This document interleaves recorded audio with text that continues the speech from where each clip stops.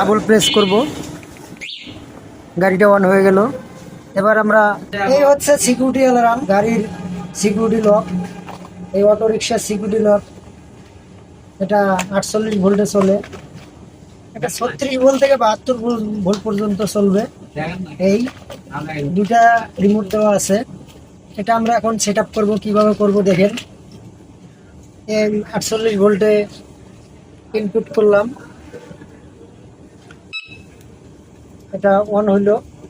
এবার এবার এটা দিচ্ছি হচ্ছে লোকের যে লাইনটা দিলাম। এবার আমরা রিমোট দিয়ে গাড়িটা অন করব।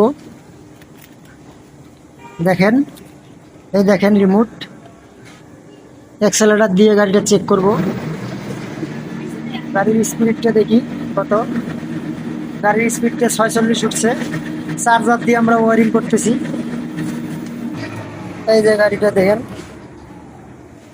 আবার এটা আমরা এবার আনলক করব, এটা দিয়ে আমরা একবার চাপ দিলে আনলক। এবার যদি আমরা গাড়িটা লক করি, গাড়িটা লক করছি, দেখেন গাড়িটা কেউ ঝাঁকি দিলে বা গাড়িটা ধরলে অ্যাক্সেলারেটর কোনো কাজ করবে না, কোনো কাজ করবে না অ্যাক্সেলারেটর। সিকিউরিটি লক যদি কারো লাগে আমাদের সাথে অবশ্যই যোগাযোগ করবেন।